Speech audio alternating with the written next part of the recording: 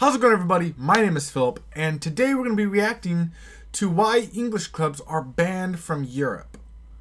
Now, I don't know if that just means English fans are banned from Europe, like English club fans, or just English clubs in general. The only reason why I am a bit skeptical on actual teams, the actual clubs, is just because of UEFA, the Champions League.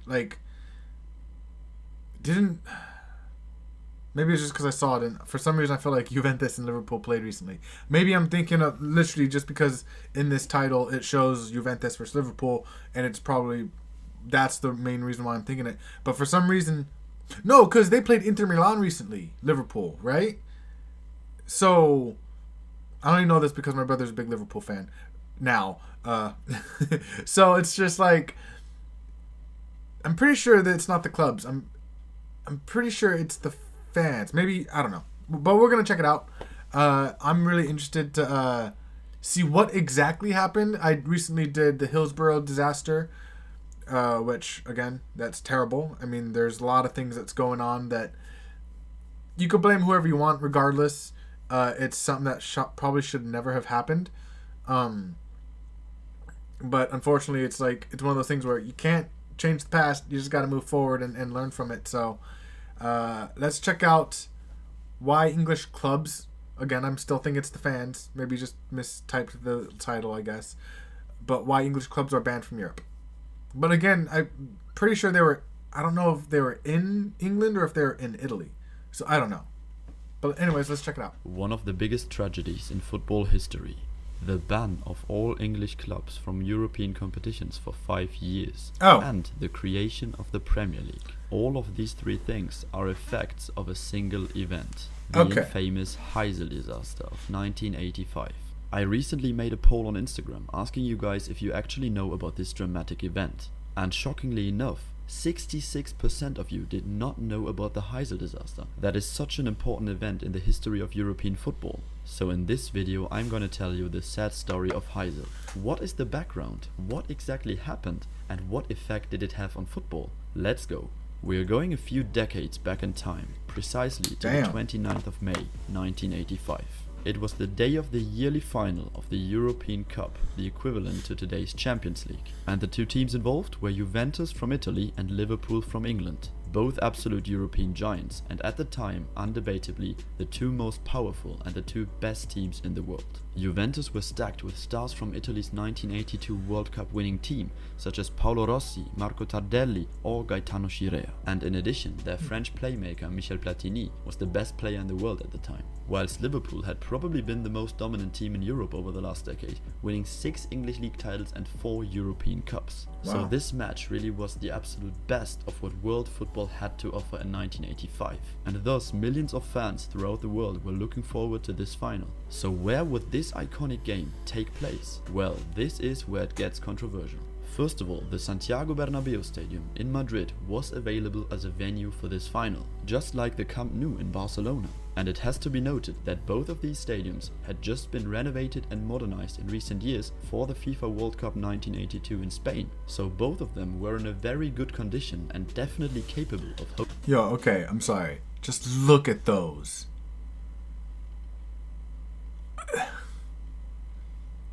I mean, our stadiums are a lot different here in the US, but and they look nice and everything, but I mean, just look at those. Those are just, I love them.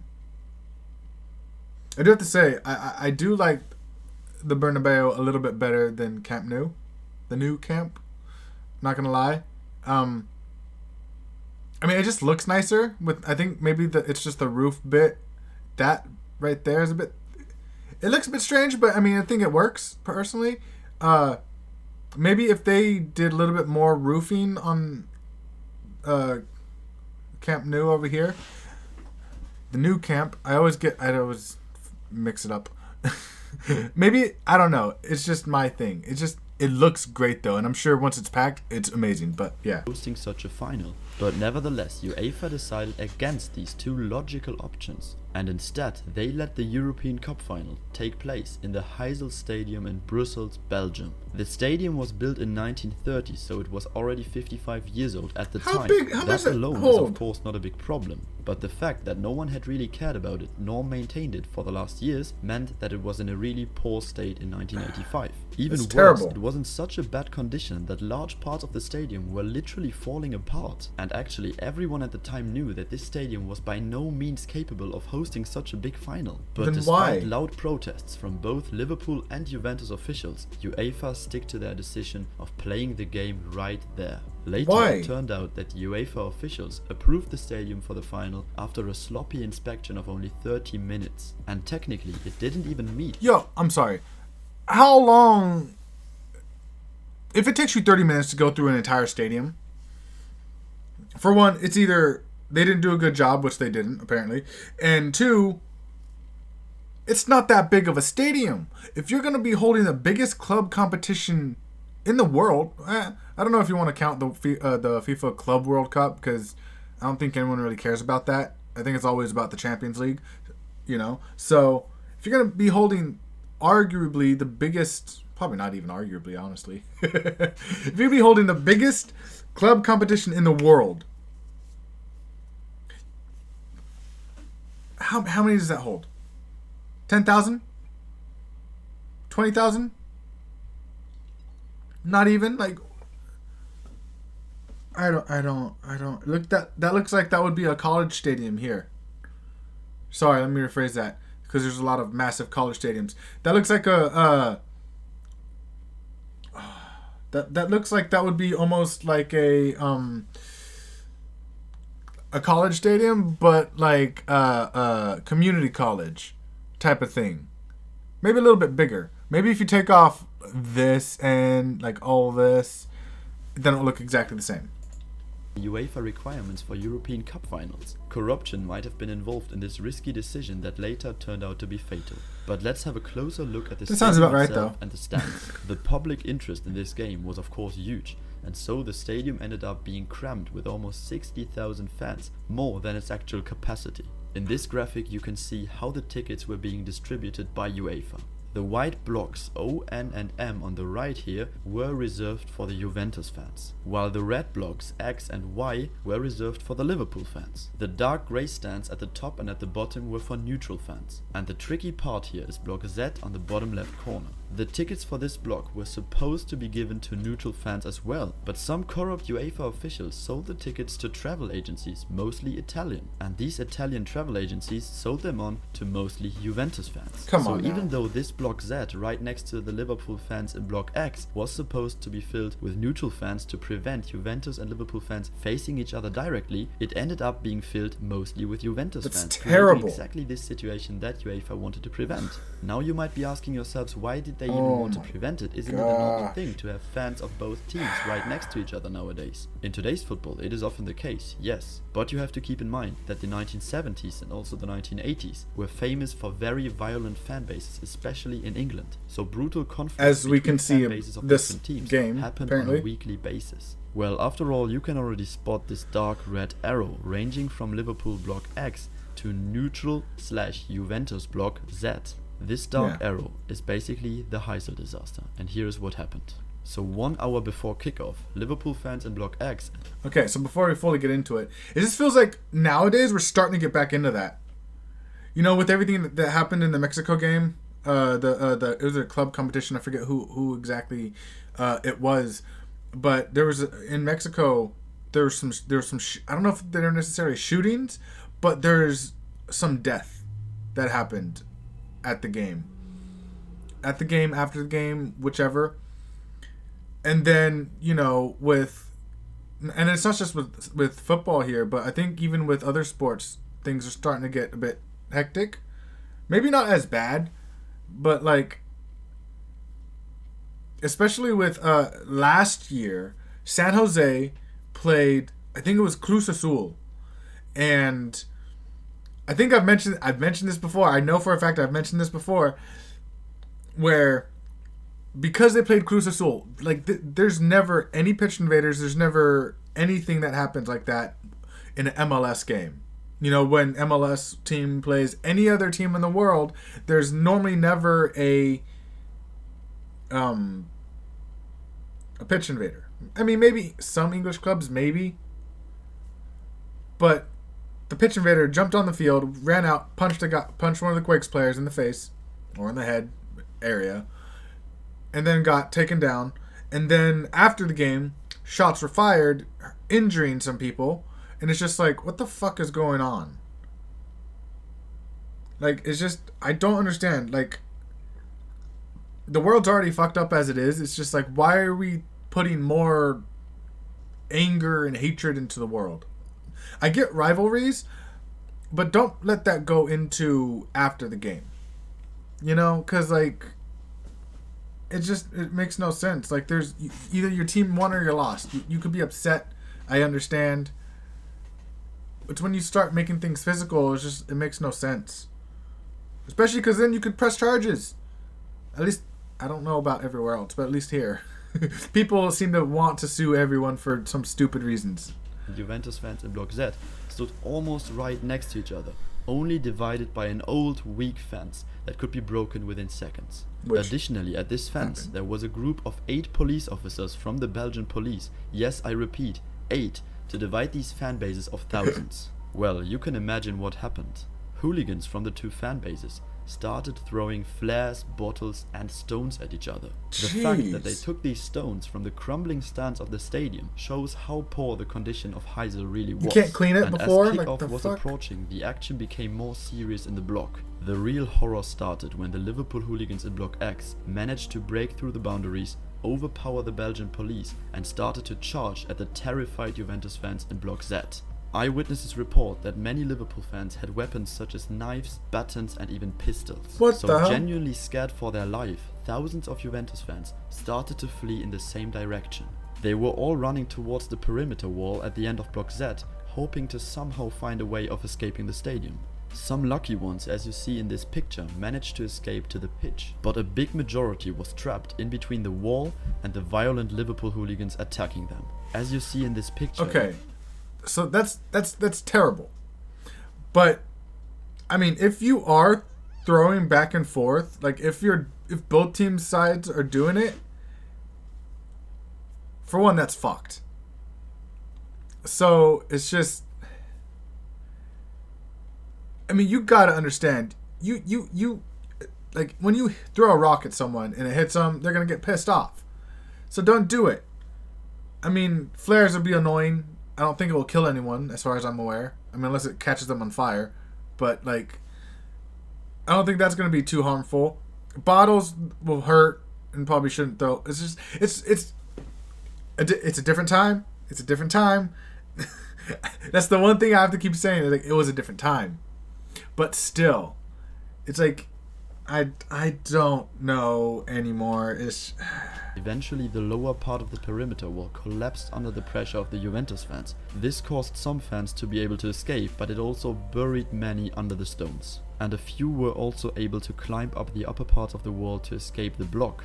But after all, in this mass panic, thousands of fans were crushed and run over, and for many it was fatal. Overall, this tragedy cost the lives of 39 people and 600 were injured in the masses. Here is a shocking picture of how Block Z looked after this catastrophe.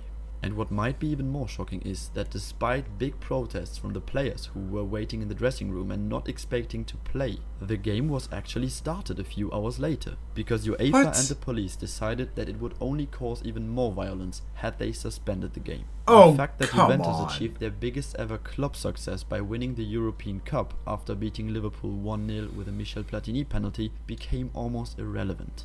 So now that you know what happened on this day, let's look at the consequences of this tragedy. After thorough investigations, it was decided that Liverpool fans alone were to blame for this catastrophe, and 14 of them were convicted to prison sentences of several years due to manslaughter.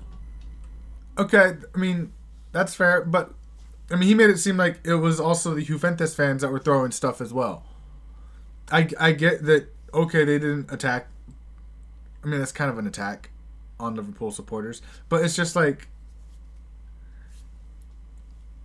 it's one of those things you can't fully blame someone. If someone throws a rock at me and it misses me, but it hits, you know, whoever I'm with next to me, I'm going to be pissed.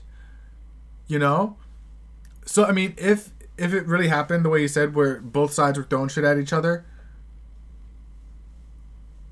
I mean, I guess it just happens to whoever got caught. I think that's just what it comes down to, whoever got caught. And unfortunately, it looks like just Liverpool fans. And if there were no Juventus fans, then okay, but... UEFA then even went so far to ban all English clubs from any European competition for the next 5 years. And Liverpool themselves even got 1 year on top of that. They were not allowed to participate in UEFA competitions for 6 years. Damn. So why did UEFA ban all English clubs if only Liverpool fans made the mistake? Yeah, well, that is because England as a whole in the 1980s had a huge problem with hooliganism and violence in stadiums. And UEFA was simply scared that fan bases of other English clubs might replicate what the Liverpool fans did there to the Juventus fans. Whether this decision was fair or not, that is a different question. But after all, what were the effects of this severe ban on English football? Obviously, this was a huge blow for all English top teams that weakened the game in the motherland of football as a whole. Before the incident, the English League, First Division as it was back then called, was undebatably the best in the world. English teams had won 7 of the last 8 European Cups, with the winners being Aston Villa, Nottingham Forest and of course Liverpool. But after the punishments for the Heysel disaster, this dominance was blown away.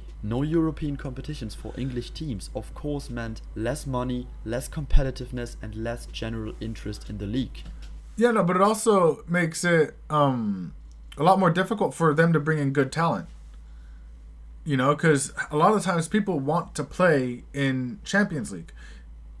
Because that's why Villa couldn't hold on to Grealish, because wasn't it he left because he wanted to play in the Champions League and we were just not making that?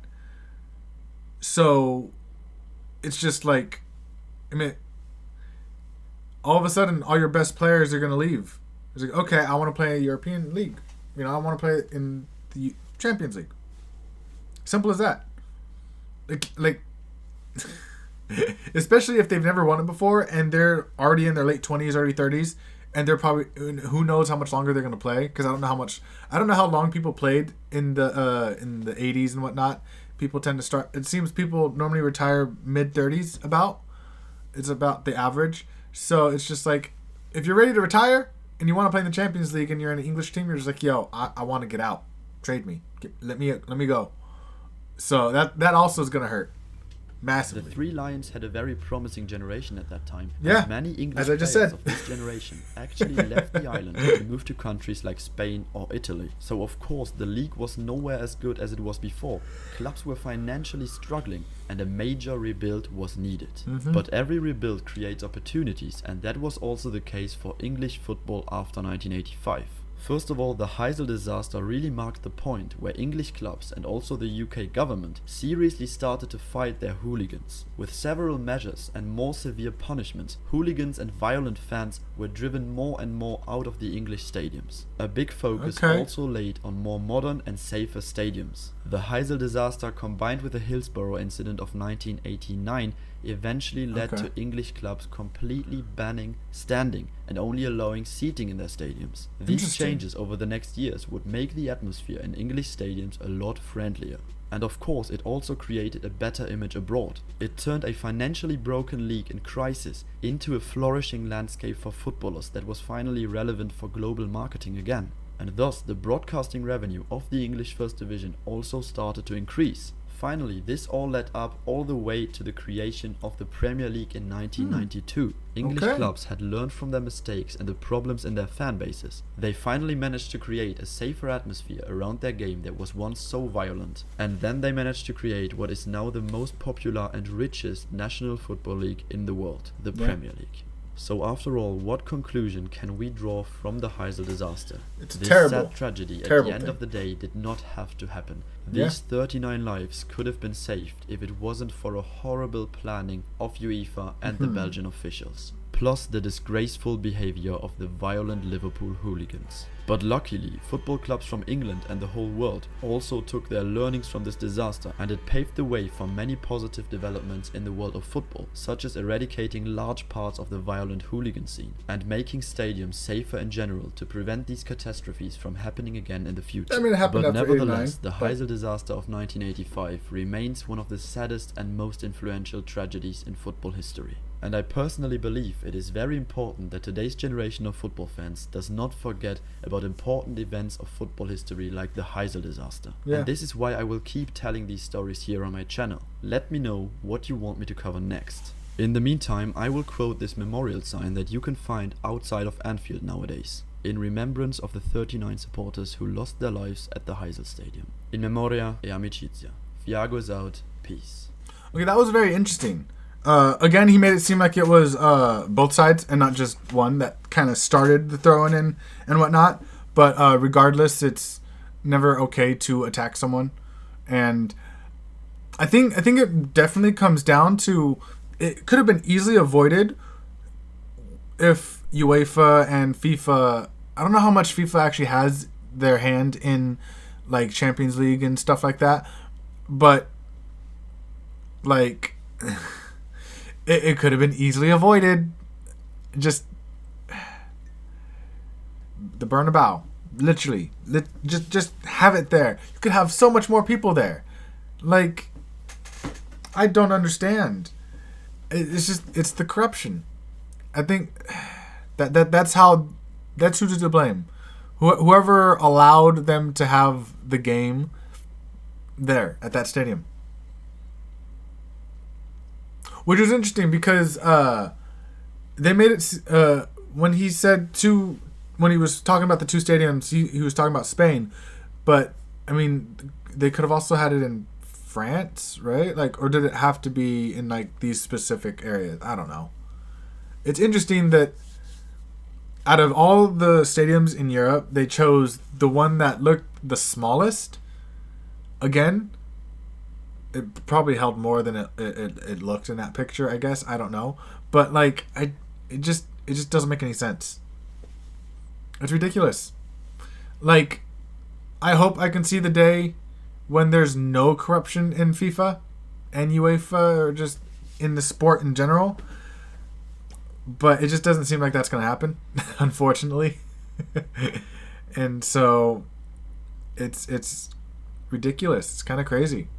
So thank you guys so much for watching. Let me know if there's any other football related disasters or stories that I should react to. I know I haven't. There's other players that I need to react to as well, but I haven't gotten that far yet. I've been jumping over all around on what to react to. But thank you guys so much for watching. Subscribe for more content just like this, and I will see you guys next time.